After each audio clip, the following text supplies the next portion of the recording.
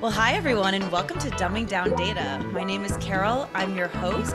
And in this podcast, we're interviewing and talking to people in the tech space to learn a little bit about their best kept secrets on how to break in and navigate the industry. And today we have Eric Rosenberg with me. Hi, Eric. How's it going? Hello. Thanks for having me on the show. I'm super excited. So Eric and I met at an AI conference called AI4. Now, I want to just briefly explain a little bit about this background because AI4 is actually a really big inspiration to this podcast. I was invited there to do some freelancing for them, as Eric was. And I was really unsure how to write articles. I don't think that was really calling my name. And as I was in the conference, I was starting to speak to people like Eric. And what really inspired me were what they were doing, what they thought about tech, what they thought about their own roles and how the world works and operates around technology. So a little delayed because this conference was in August last year, but me and Eric kept in touch. He's here now, and the podcast started because of AI4. So I just wanted to shout out that conference. It was a blast, right, Eric? It was a lot of fun. It was in Las Vegas. You can't have a bad time. Oh my gosh, yes, it was so fun. Good people and really good conversations. And I'm really hoping and looking forward to bringing more people that I met on because they had some really interesting thoughts. So Eric is a whole bomb of things. So he is currently, he owns his own company. He manages about a dozen people who are freelance finance writers. He is a financial writer in the core, but he also owns his own company, has his own podcast, has started a million other companies, works with a bunch of clients, and he's going to be able to tell you a lot more than me, but he is a wealth of knowledge. And before the podcast started, we got together a few months ago and I learned a ton from him. So I'm really excited. I think we're going to learn a lot from him today. But Eric, why don't you start with maybe just a little bit about who you are? And then after that, why tech? Why did you break into tech? I had forgotten to mention even that you are part of this industry. You've learned tech along the way. You have a wealth of knowledge there too. So why don't we bring the floor to you and you share a little bit about yourself? Sure. So we can go, if you want to go way back to my love of technology, that goes back to, we got our first computer at home when I was 10. And I was into it. I was hooked. So I've always been a computer guy, but I never was moving that way in my career. I was always more attracted to the world of finance and money. I figure, but why do people go to work? Because they love money, right? I love money. Just probably people think of me like Scrooge McDuck, but I've actually slept on a bed of money one time. It was one of my life goals, bucket list checked off. Oh my gosh. We could tell by also your hat that you are pretty into that kind of stuff. Yeah. I love finance. This is why I have not done my hair and I'm doing a video. Beautiful. Eric wasn't totally sure if it was going to be a video, so I surprised him there. But I always loved money. I always loved computers. So the two today have come together in the world of fintech, but it was a kind of winding path for me to be kind of ancillarily working in fintech. So it's kind of funny if you think back. I went to college in Boulder, the University of Colorado. I got a finance degree there. And if you told me in college I was ever going to be a writer for a living, I probably would have laughed at you. I wouldn't have believed it. But here I am. So you never know what's going to come your way. And definitely, if you see something I like to say to people if I'm talking about careers and business in general is if you see something that's working, keep repeating it. Don't ignore it. So for me, blogging and writing was something that was working. So I started it as a little hobby. I worked at a bank as a bank manager. Didn't like working bankers' hours. They're not what they used to be. So I moved into corporate finance and accounting for about a decade. And that's where my love of tech and finance started to really blossom and become useful. When I was in one of my first jobs, I was at a telecom company doing finance and accounting work. And I was one of the only people on the finance team that could speak the same language as the developers who were maintaining all of our finance systems. So when we had upgrades we needed or improvements we needed or something wasn't working right or we needed a report customization, I didn't know how to code it, but I at least was able to explain I know what SQL queries are. I know how to write those. There was enough I could do and explain that, unlike most of the other finance people, I could, kind of speak to the tech department in their own language, let's say. So I was Mm. a good translator between finance and tech teams. And that was uh, actually stayed the case throughout every big company I worked at. I was always kind of the guy who raised my hand and said, "Oh, yeah, I can write a query. Oh, yeah, I know how to do this and that." So I was happy to put my tech skills to work to make my finance work more efficient and accurate and be more productive and help out my team. So I saw the big benefits of marrying those two. Uh, Mm. and in the finance world, a lot of people would think of databases and database queries as that's something somebody else does in some other department. But if you have those skills or that knowledge, even a basic level of just, I mean, now you could do it with Chat GPT. Just say, write a SQL query to do this. It's pretty almost done for you. But back even 6 months ago when that didn't exist yet, you had Crazy to to think know. about. Oh my Yeah, gosh. the world changed so much, And right? so fast. Yeah. So back when like when we met, there was no Chat GPT less than a year ago. So I would have had to write these SQL queries by hand. Now I could get a little extra help, but knowing how to do that, I think that's really helpful in any part of any company, whether you want to be on the tech side of the business or not. Every business, more or less these days, has some kind of technology component. And I guess there's, Hmm. we see the people selling fruit on a stand on the side of the road. They're not really, I don't know if they're even using like credit card readers, but that's like their technology. But just about any other business I can think of, you should have a website. I can't think of any business that shouldn't have a website. Like literally every single web business that exists in the United States, you should have your real estate online. Hmm. And I think the same for people. If you want to be a teacher or just name a bunch of random careers, athlete, journalist, it doesn't matter what you want to do. You should have your own website, and knowing how to put that together. You can do it without a lot of technology skills these days, but the more you know, the easier and faster Hmm. it is, and the better you can maintain it. So I always like to have my own websites and things. I think I always had ericrosenberg.com or similar to be my online resume, place people Hmm. could find me. And I think that's something, again, everybody I think should do if you have plans to have a career. It's good to control what comes up first on Google, and that's the way you can do it. So yeah, so to make a long story long, I rambled my way through corporate finance and accounting for about 10 years, building a little personal finance blog on the side. And that led to uh, new opportunities and meeting new people. I went to a conference. I said, if this was way, way back when, I can't even think of the year, 2011, I think. There was the first financial blogging conference. It became known as FinCon. And I said, if my blog makes enough money for me to go to this conference, I'll go. So that's a flight, a hotel, airport parking, and a pass. So I don't know, altogether maybe $1,000. And I said, if my blog makes enough money this year to pay for that, I will go. And thank goodness it did, because that totally changed my life. That going to that conference, and I was kind of nervous. I was in my early 20s. I didn't know anybody going other than people I'd messaged online.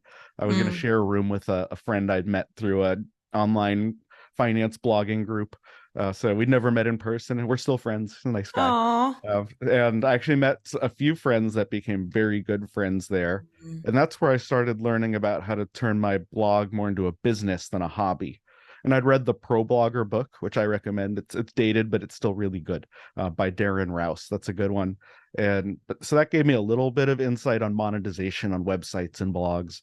But when I got to this conference and learned how other people were doing it specifically around personal finance, that was when I got really excited and energized, because I love personal finance. It's just always been part of what I've been into. My grandpa gave Mm. me a general ledger notebook to track my finances when I was 8 years old. Just like every 8-year old wants, he gave me a book to write down every time I made money or spent money. But that was a great lesson. It was a great life lesson, and it Mm. stuck with me. I didn't really use it that often, but the lesson stuck with me. So the money stuff, yeah, it's always just been kind of part of me and my family and what we've done. My grandpa was a business school professor. But when I saw the opportunities to start writing about it and then started to get paid to write about it, I was like, wow, this is really cool. And there was a point I was making enough money to cover like all my bar tabs. And in my 20s, I was doing a Mm. lot of nightclubs. I was a nightclub DJ occasionally. So I was something covering my bar tabs in my 20s online. And then I grew to a point it was covering my rent. And then I started talking to these companies and they said, oh, we like what you're writing on your website, which is now personal profitability. Would you write for our site? We'll pay you. I thought, well, heck yeah, right. Pay me. I'll write whatever you want. That sounds great. I could do that on evenings and weekends and lunch breaks, do it when I'm not working and make a little extra cash. And that side hustle grew to covering my mortgage. And then there was a point I thought, whoa, I could maybe make a whole living on this. And in 2015, I'd made $40,000 in revenue on the side as a writer. And I thought, if I can do this in 10 to 20 hours a week, imagine what I could do if I went full time. And there was a day that I had to go for, it was accounting close. If you know people in the accounting world, it's always really busy around the end of the month. And I had to go in before my little girl, who is, now she's 7, then she was about 4 months old. I had to Oh. go to work before she woke up for the day. And I got home after she was asleep for the night. And I thought, well, this isn't what life's about. And I was going to have to probably do it again the next day. And yes, it was kind of an isolated thing, but could have come up again. And that happens in the working world. It's not impossible. And I thought, this isn't why I'm working. I'm working to be with my family, not just to work. And Hmm. like any good, responsible dad with a baby at home and a stay-at-home mom wife, I quit my job and sold my house and moved to one of the most expensive parts of the country all at once. And it's Just all like a worked out good old great. dad. So here I am in Southern California, and I've been a full-time writer since April 2016. And that's grown to a multi-pronged business, but it all focuses around that freelance writing and writing about money and helping. It's cool. I get to help people learn about their money and make a living doing it. So for me, that's Mm. that's an awesome thing. That feels good. It's amazing. There's so much that again I said in the beginning, you're a wealth of knowledge, and I think that there's so much that we can connect the dots on. And a lot of times, I think about, for example, you said from the very beginning at the top when you were first working, having those conversations with your developers, being able to understand technology and understand things like queries, which we won't get too into, but it's kind of like a code writing system behind the scenes for the developers. Like learning what those things are and how they work gets you further along in your conversations. Then you started talking about another section, which I think is really interesting, which is how do you use technology in the digital age to get ahead and do what you're doing now? Because I think everyone's dream is to be able to eventually do something that they love. The fact that you're doing something that you love is huge, and it's inspiring. It inspires me. But I do think that, like you said, technology plays a huge role these days. Like we really can't get away from from having to understand technology in order to build up our businesses or get into tech or do whatever the case is that you want to do. Like you said, real estate, online real estate, having your websites and all that. So I'm wondering, I mean, I think I can go in a lot of directions and I have a lot of questions, but I guess I'll ask you here is kind of from your own perspective, what would you say, or what kind of advice do you have for people, let's say, who are just starting off and have no idea what you might even mean by having real estate or a website on the internet? How would you suggest that they start to actually build up their digital knowledge, build up their tech knowledge so that they can, for example, become entrepreneurs or get a new job that grows into their own career in tech and things like that? What would you say is a great way to pick up that kind of knowledge? How did you do it? Yeah, that's a great question. So I think there's a lot of different answers depending on people's different goals. And for me, I'm the kind of person who likes to know more about everything I do. I'm inquisitive and I like to build my own stuff. I have a little computer server over there that's clicking away doing things. So for me, I just Mm-hmm. like to learn how computers work and code because I think it's fun. So for Mm-hmm. me, it's kind of a hobby also. But if you just want to stay focused on what you need at minimum for any kind of a business career, let's say these days, or self-employment career, everybody does not need to know how to write advanced queries like you were mentioning. That's not something all small business owners, or even most small business owners, would ever need to do. But I'd say every small business owner should know how to set up a website and just do the basics. And there's a lot of different ways you can do that. For me, I like WordPress. That's the biggest platform used for websites behind the scenes in the world. And Hmm. you can get a version for free that you run on your own server, which is a little more tech involved than having it hosted somewhere else where it's on someone else's computer, someone else's server. But whatever route you take, there's also easier kind of drag and drop platforms. I'm not as big a fan of using them myself because you're not in control of everything, and I like having full control over my tech stuff. But there's sites like Mm. Squarespace and Wix where you can just drag and drop and create a website. And you need, if you can write an email, you can build a website. Basically, that's the level of knowledge you'll need for that. You can get your own name.com and get some kind of a resume online, because as you would do if you were hiring someone for a job, what do you think the first thing someone's going to do after an interview or before they make a hiring decision? They're going to type your name into Google, or I don't know, no one's going to type it into Bing. It's going to be Google. So make sure what comes up first when your name is typed in is what you want to come up. Hopefully it's, depending on how old you are, if you're a Gen Xer, you don't have to worry about the embarrassing college pictures because everyone didn't have smartphones yet. But if you are a Gen Zer, think about if you're Facebook, if you still have Facebook. I know a lot of people don't do that anymore, but if you have it, you don't want pictures from some fraternity party to come up first. It's better to have a professional website that you created showing your skills and your goals and a little bit about you. You don't need to necessarily put your goals on your resume. Just a little piece of career advice for everybody, totally tangent thing.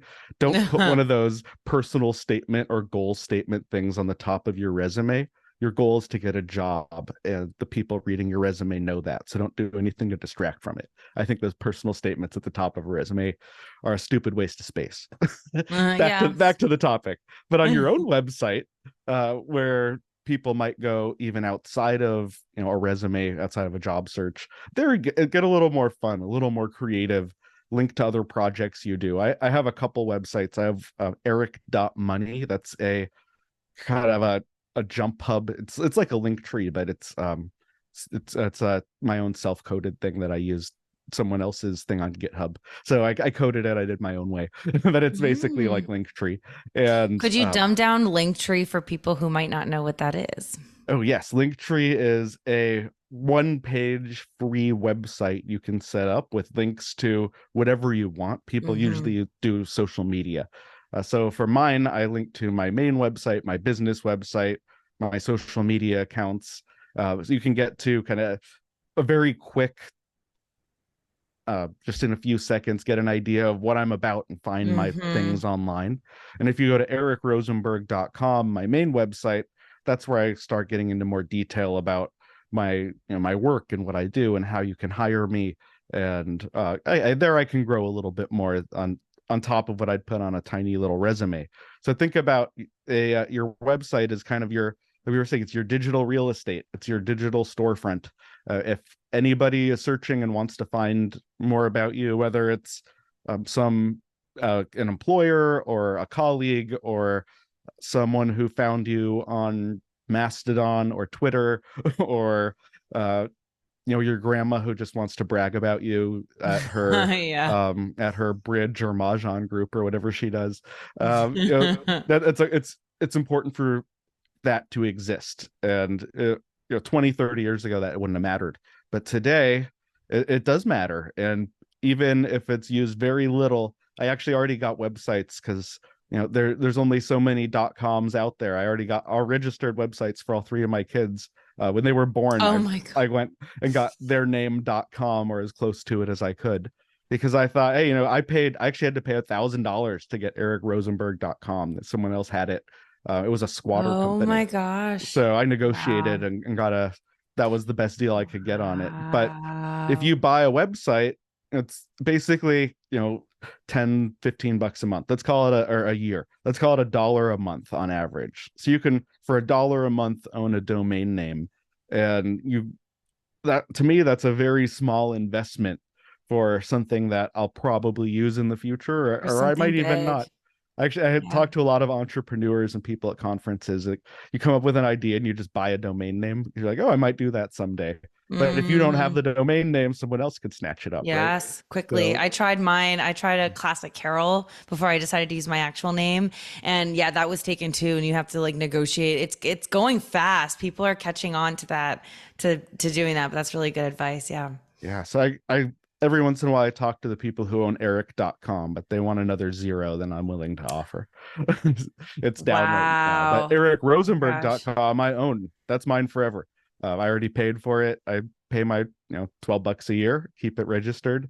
And Perfect. no matter what I've been doing in my career, I've always been able to keep that updated to point any Googler or prospective employer or someone I meet at a conference like you, they can learn about me and go the right direction, whether they want to connect with me or watch videos I put together on YouTube or subscribe to a podcast, whatever it's going to be. I make it really easy to find me and get there. And if you're not comfortable with computers and technology, just the idea of building a website in the beginning can be so intimidating. And Mm-hmm. I imagine listeners here, if you're already into tech, the idea of a drag and drop website's pretty easy to you. But if it's not, that would be the first thing I would learn. That'd be the first technology I'd learn, because you don't need to build all your own custom tools, but everyone needs a website. So that's where I'd start. That's so true. It's resonating a lot because I just started building I've just built my website not too long ago, actually, after we spoke. And another one thing I would actually just add, and it's true. I mean, there's so many tools because Eric is kind of alluding to certain things that he's done, that he's coded himself and everything. So we're maybe looking at a little bit more technical, but there is resources out there. I mean, he's mentioned a few things like WordPress, Squarespace, what I use, like things that are a little bit more beginner friendly. But one thing I would recommend, actually, if we're on this subject, is, for me, I actually spoke with one of my good friends who's a designer, a web designer, and she helped me just build the very beginnings of my website. Not She didn't do the whole thing, but she just set it up in a way where then it became very intuitive and easy for me to start figuring it out. But I think a lot of it also has to be you going in there and just breaking through the intimidation and just trying to break it a little bit and get used to it. But like Eric is saying, I agree. I mean, it's a very good thing to have in this digital age, especially if you're looking to break into tech or looking to break into something digital. Maybe you're an entrepreneur and you're trying to build your own business. Like, all of these things, just like you're saying, Eric, is absolutely essential to have a website. I knew that for a while, and it took me years in tech to finally agree that I needed to create my own website. So I totally get it. So that's really cool. I'm wondering, when did you build your website? Like, how far along were you in your tech knowledge when you started doing that and realized that that was going to be important? Yeah, well, my first website I ever built, we have to go back to high school. Wow. During Yeah. this would have been, I'd say maybe I was like 15, 16, and we'd have off periods. My high school, we had structured in free time potentially during the day, and if I didn't have homework or anything I wanted to get done ahead of time, I would be the really cool kid and go to the computer lab and see what I could come up with online. And it was the first site I built was I was a huge pro wrestling fan in high school. I'm still a pro wrestling fan, and I just went to WrestleMania a couple weeks ago with my little girl. That was another Oh, bucket list thing. We had the best time. oh, When I was in, cool. yeah, it was great. When I was in high school, I wanted to be The Rock when I grew up, because I was like, well, Mhm. how could anyone possibly be cooler than that? I mean, that's what was like the the How could anyone pinnacle be of cooler than, I love humanity was to be that. The Rock. So like I thought, well, obviously I can create the best website for The Rock of anybody in the world, way better than the WWE or WWF, whatever. So Wow. I went to this thing doesn't exist anymore called GeoCities, and I built a fan page for The Rock, and then I started doing more for like Stone Cold and other wrestlers. And that also Interesting. sparked a little entrepreneurial thing because there, yeah, GeoCities, I don't know if it was owned by Yahoo at any point, but there was before Google AdSense, there were Yahoo ads where you could make a nickel every time someone clicked on them.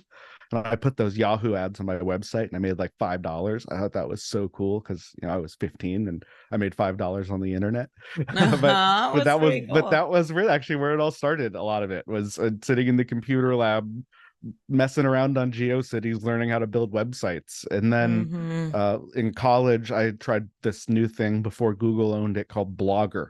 And now we all know Blogger and blogspot.com sites, but that was where my first blog was because I knew a lot about online marketing. It was the one that became personal profitability was, geez, what did I call it? Or no, I had a different one. It was about Israel. I'm a big Israel advocate. It was called Eric's Political and Economic Insights.blogspot.com. That was, I think, the first one I Wow, started. you did everything. So that one's long, long, long gone. Don't ever try to find it because it was really bad. But then Oh. eventually I got into personal finance stuff a little more. And I was reading these personal finance blogs, mostly by people who were in a bunch of debt. And I'd never been in debt. And I had a finance degree. And a couple weeks before, I'd worked in a bank approving mortgages. So I thought, you know what, I should start a finance blog. So, put on my good marketing hat and registered narrowbridgeadventures.blogspot.com. Narrow Bridge Wow. Adventures was really meaningful to me, but it didn't mean anything to anybody else. So eventually that became personalprofitability.com, which is a much easier and more relevant to what it is name, I think, than Narrow Bridge. But Mm, yeah, so it was a long journey to get to where I'm at now. And I definitely didn't know everything I know in the beginning, or I probably would have done it a lot faster and a lot better, and probably would have spent more money in the beginning to grow faster. And there's a lot of things I learned along the way, but you got to mm, start somewhere. And I was a broke high school / college kid, and I had a computer and mm. free internet hosting sites, and that's how I got started. So I didn't have to spend any money in the beginning. Yeah. I think that one thing, and we've talked about this a few times in the pod in this podcast already, with a few other people that I've had conversations with, and curiosity, like I don't think we put a lot of emphasis on soft skills and just personality traits, but we all have curiosity in us, and likely if you're listening to this podcast you have some kind of interest in tech. And so that's I mean, you're again an example of how curiosity can lead you to great heights, because I mean, Eric just started because he was curious about computers, and now he knows a lot about it, and you Now I can make code my your living own. online. You make your living online. I mean, that's huge. Like you don't work full time at a company anymore. You do your own thing and use the internet and the digital space and computers to get you through and get to your dream life, basically. And so I think that if it's just a really good point to bring back the, I always say this because I think it's so interesting, but curiosity and like confidence to just try and give it a go. And I mean, for me with my website, I'm just breaking things. I'm just trying to figure out how this works. And sometimes it looks terrible, but really who cares? Like people might read it, people might not, people might comment, people might not, but it goes a long way. And if you're starting with curiosity and then you read something and then you try something, then you might be very surprised where you go from there. So I think those are all really good points. And I like that you said, to just try and break things. That is how I've learned more computer stuff than just about anything else, is just trying.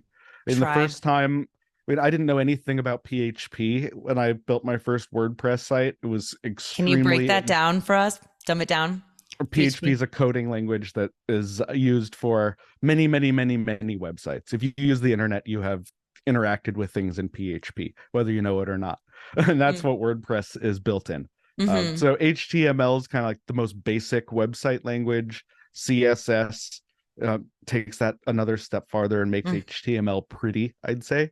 And then there's a few different languages you can use to put more functions and things into your websites, like JavaScript, and then PHP is one, or Python. There's a handful. So PHP is what WordPress is built on. And when I first tried to get WordPress set up, I was just following these guides online. They were really hard. I was using this old Windows computer and had to Oh, figure out how to Windows. install my own it was called WAMP, a Windows, I forgot what it stands for. Basically, my own web server on my computer. And then you can get MAMP for Macs now, or LAMP for Linux. It's a web server stack basically. But what it let me do was run websites on my own computer rather than having to have another server do it. And I was like, well, this looks kind of cool. And then I figured out how to copy my blogger pages into WordPress and got it on to my own .com. And I was like, okay, this is kind of working. And I started working on my theme and I hit save, then the whole website was just gone. So Oh my with PH, gosh. it turned out it wasn't. With Okay. PHP, if you have a comma or a space or a parenthesis or an apostrophe in the wrong place, it can just take the whole site down. I.e., And you like a might, big bug, a small yeah, bug that causes a big problem. yeah, it's like literally a space in the wrong place will just take the whole website down. And in the Well, that. beginning, I didn't know that or understand that. I just was like, oh no, my whole website's gone. And I couldn't tell you how many hours it took me to find out that, oh, I probably just put something in the wrong place. And oh, this is the file it's in, and oh, here is the problem. And I fixed it. But those hours of pain and suffering to fix my website Mm, taught me so much about PHP and WordPress and websites. So every time yes. I've done that kind of thing a lot, and that Mm, led me to, for a while I was a WordPress theme developer, mostly for other finance bloggers who I knew through the conference world. So that was I applied that skill to build a little business around it. It wasn't the most scalable business I had ever done, but I learned, I made some money, and it took me to the next step, and it was part of my journey. mhm. And these days, I still tinker around with code. One of my favorite free time things lately has been building these little bots that right now they're running on Twitter and one on Mastodon, and we'll see where they go next. But when I made an auto news bot for my little city for Ventura, I thought, oh, it'd be cool to see Mm, how I could do that. So I have a Raspberry wow. Pi that's like a mini Linux computer that runs in my office all the time. And on a schedule, it will check different RSS feeds or find the weather or look if there's a rocket launch happening nearby, or if there was a recent earthquake. There's all these. I was thinking, what would somebody who lives where I live want to know right away? Because that's kind of how it started. It was an idea, it was something I wanted that didn't exist. So then I learned how to build it, and now I know how to build Twitter bots. So the Oh my reason I bring that gosh. up is you, you there's so much you can learn and so much you can do, and if you have an idea for something and you search online and it doesn't exist, if you're willing to put the time and effort in to learn how to build it or pay someone to build it for you, it can exist. That's Yes. like the Yeah. coolest thing about computers and technology is it's like a blank canvas for in a lot of ways. Like when Picasso or Monet would walk up to their canvas, they'd use paintbrushes and colors to make their works of art. We can use lines of code to make our works of art, but Mm. they can become so many things. They can literally make works of art. And we played with, you and I, the Dolly 2 AI image generator together when that was brand new at that conference. But I build websites for my business just to talk about how I can help people. I've built websites for, I don't know, dozens and dozens of websites. As I mentioned, it's easy and it feels cheap to buy domain names. I think I have 50 domain names. So I've had a lot of ideas over the years. My friends kind of laugh at me. They're like, oh, well, you can go back into your treasure trove of domains and start a business if something doesn't work Mm. out for you. But Seriously. but to me, that's part of the excitement. Like I was working on a side hustle of a side hustle of a side hustle at a coffee shop today, because I had a little time out. Had a doctor appointment, was sitting in the coffee shop, got an article done. And in the background, I was like, oh, I've had this idea for a website that it was something I want. I came up with the idea sitting in a restaurant booth and I registered the domain on the spot. Oh my And gosh. I hadn't touched it in like 2 years, but it was on my mind today when I was in the car on the way to the doctor. So after the doctor, I sat down and started working on it for a little bit. Oh And my gosh. who knows? Maybe it will go nowhere, but maybe it will go somewhere. So you never know. And those little projects, when I started writing about money, who knows? Maybe it was never going to go anywhere, but now it's a Mm-hmm. six-figure income that supports my whole family. So Mm. you never know what those little projects will turn into. And with the internet and technology, you can reach so many people. You can scale up so quickly. It's pretty incredible. I've been thinking about when apps like Snapchat and Instagram started, and they grew really, really fast, that viral excitement. TikTok, I think, kind of grew a little slower. It kind of grew by age group. But if you think about Mhm. how all of these apps started, it was just someone with an idea, and they sat down at a computer and made it happen. It's Mhm. basically every major company that's been started in the last, I don't know, however many years. I mean, there's not a lot of companies, new manufacturing companies these days, right? There's not a Mhm. lot of new, physical. I mean, there are new physical goods companies and things, but most of it's all coming out of computers and technology. I mean, even advances in farming and agriculture and the most basic things humans have been doing for thousands of years. If you don't know how to use GPS farming equipment these days, your farm is probably not going to be as efficient as the one next door. It probably won't be Mhm. as good. So all these little technologies. I went to a construction conference about 5 years ago with my recent brother-in-law. There was a divorce in the family, but we had a good time. Went to this construction conference, and I learned about precision equipment that can be hooked onto the bucket of a tractor to make sure they dig a foundation within like millimeters of accuracy using GPS and all this computer stuff. And yeah, some construction guy might say, "Oh, yeah, I've been doing this for 50 years and I never needed that." But someone else could come along and say, "Well, I have this thing and I can do a better job than anybody else has ever done because of it." So Mhm. if you're willing to embrace those new technologies and find how they affect your industry, or any industry, and for me, finance, it's fintech, right? That's the thing. So it's different kinds of banking and investment products and cryptocurrency. That's how technology affected and influenced my industry. So that's the Mhm. part of the industry I got excited about. And I ended up, my last job that was a 9 to 5. I mean, it wasn't really 9 to 5, as I mentioned. I was awake before my gone before my daughter was awake at home. Well, she was after she was asleep, so it wasn't nine to True. five. But the last job I had in that industry was in that world was a payments technology company, or basically. And it started doing technology for banks and things like that. And I was in the payments division, and I got to learn about these cool things like Apple Pay as they were being developed. And they were before there was a thing called Apple Pay. I was working with the teams who were building it. So Oh wow. for for me, that was really cool, learning how credit card processing and all the financial nuts and bolts behind the scenes work. So that was me combining finance and technology in my career, and I still kind of do that. I just do it in a different way, writing articles about about finance using technology. But yeah, it's there's just so many examples. You could think about Mhm. so many industries, and just something to leave you with a little inspiration on this thought. The smartphone in your pocket 15 years ago was more powerful than the computers used to land people on the moon. And at the time, I joke, we use it to throw angry birds at pigs. But now, 15 years later, they're way more powerful. Uh, they can do more than ever. And you have that right now. You have all the knowledge of mankind ever Mhm. in your pocket or in your purse. So take advantage, like use that. That's like such a cool thing. Mm. There's just anything you want to know about anything. Like you could, like I learned how to code online, and now I Mhm. code online from learning to code online. Like you could learn anything. Mhm.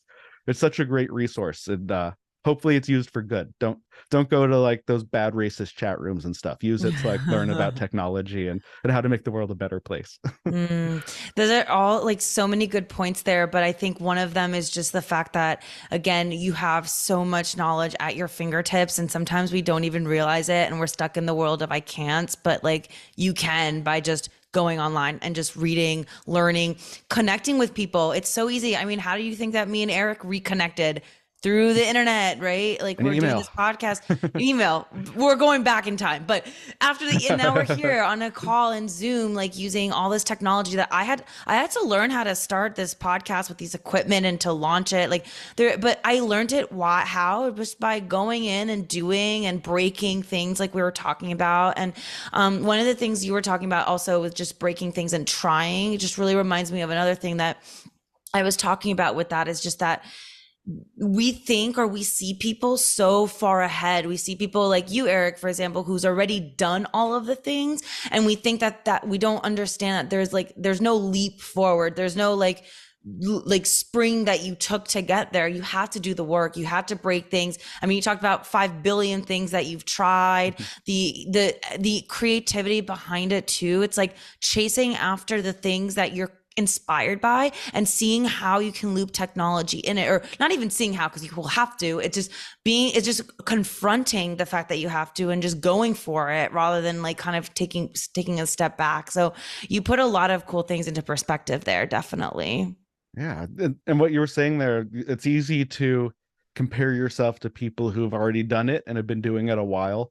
When I got into the world of personal finance and blogging, that first conference I mentioned, I met this guy named Pat Flynn. He has a site called Smart Passive Income. I remember you And were telling me about yeah, this one. and Pat, this was his first conference he had ever spoken at. But to me, he was already this like huge celebrity guy. And when I met him, he Mm-hmm. was like a little shocked that we all knew who he was. And we're like, oh yeah, you're Pat Flynn, you're the smart passive income guy.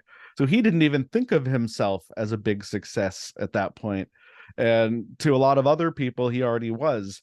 And I've had moments where people have said, Eric, you're like this big success in the finance media world. And I didn't feel like it for a while. You know, there's a lot of imposter syndrome. And So it's but true. who cares how, in a lot of ways, like, you know, I'd asked actually Darren, who I mentioned from Pro Blogger. I met him at another conference at the World Domination Summit that was run by a guy named Chris Guillebeau.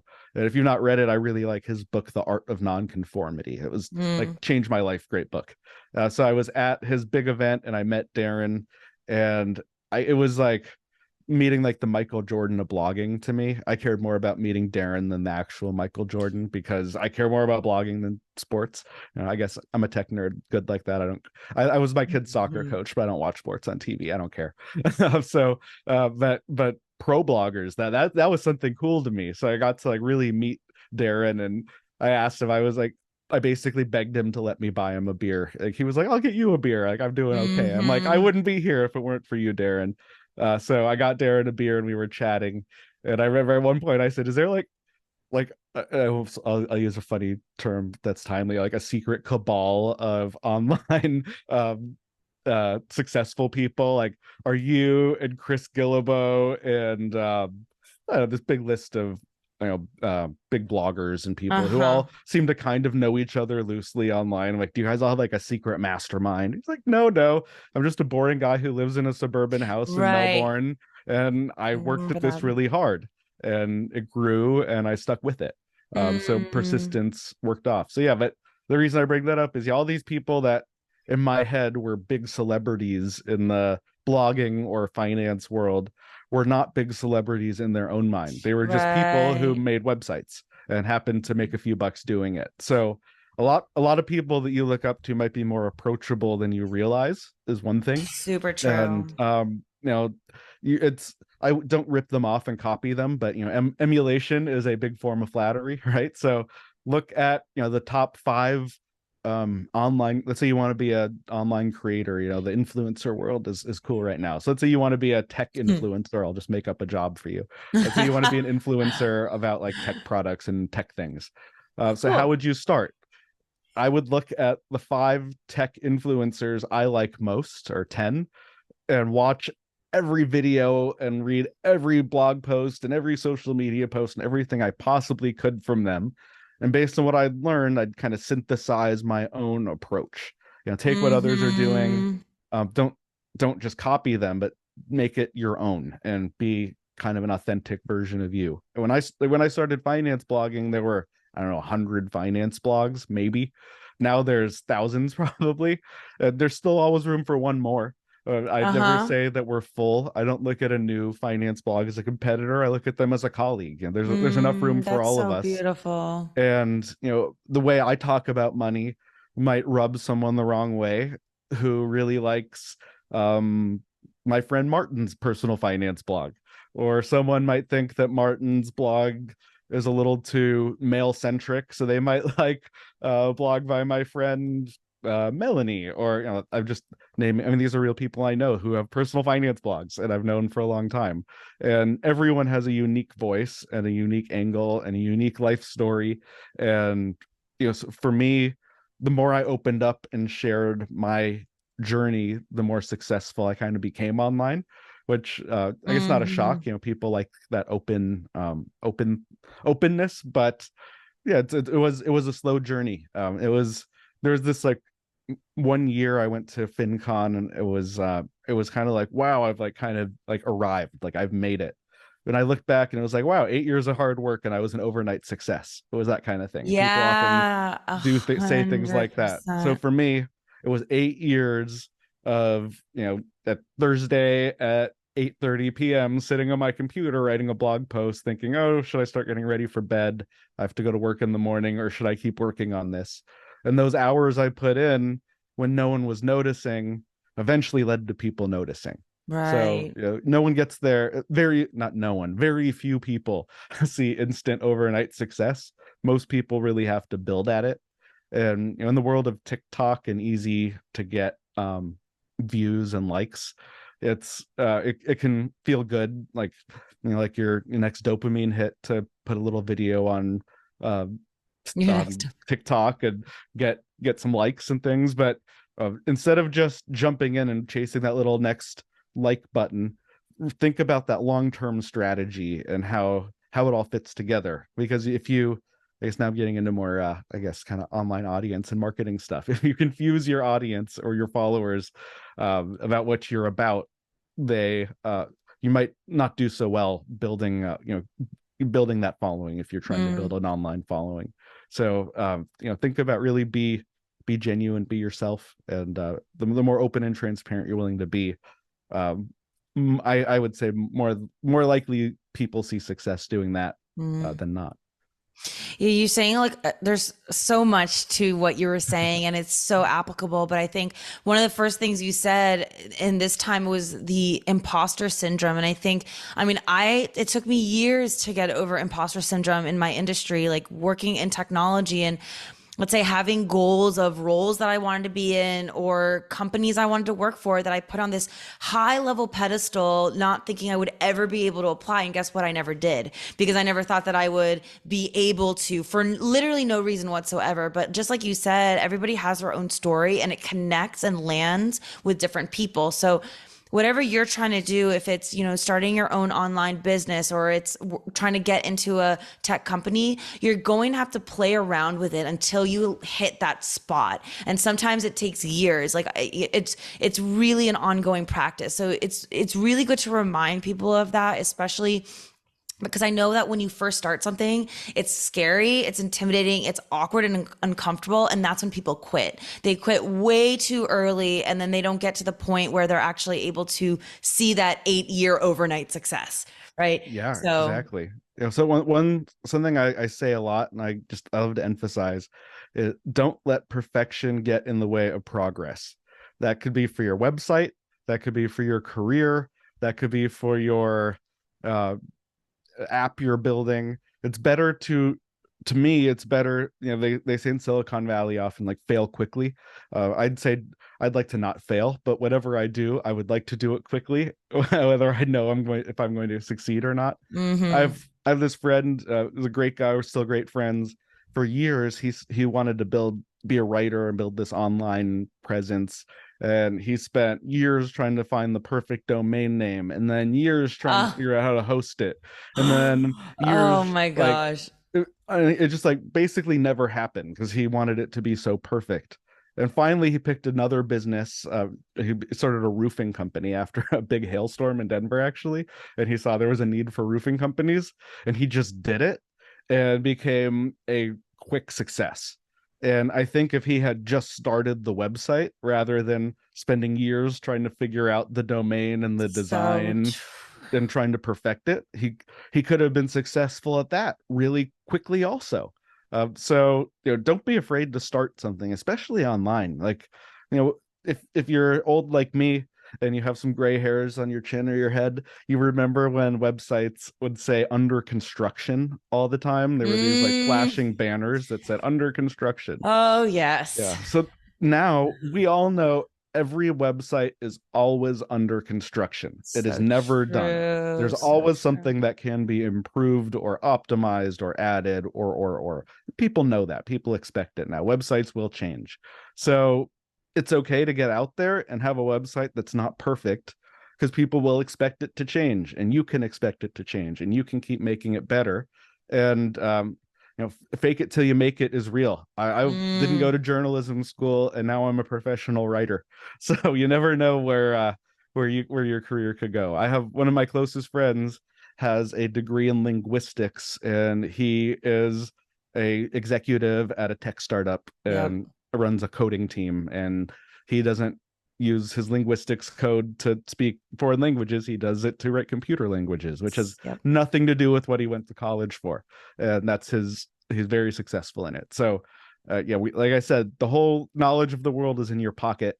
If you are willing to take the time and effort, you can learn to do in tech. If you're smart and are willing to work hard, you could learn to do anything.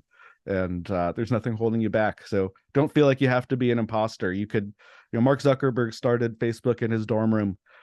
Jeff Bezos started Amazon as a little website sending books out of his garage. Look what they do now. So Wow. who knows Yeah. what are you going to do? Maybe Oh. maybe you'll start a little company, maybe you'll be a great employee, maybe someday I'll be reading about you in the Wall Street Journal, hopefully from my yacht about your yacht, because I we were both love really it. successful. But Oh, in the I love meantime, it. you keep working hard and learning everything you can. That's what I'd say. Just those are the best advice I have for the tech world is take the things you love and find a way to apply tech to it, and just keep learning and trying things and see where it'll take you.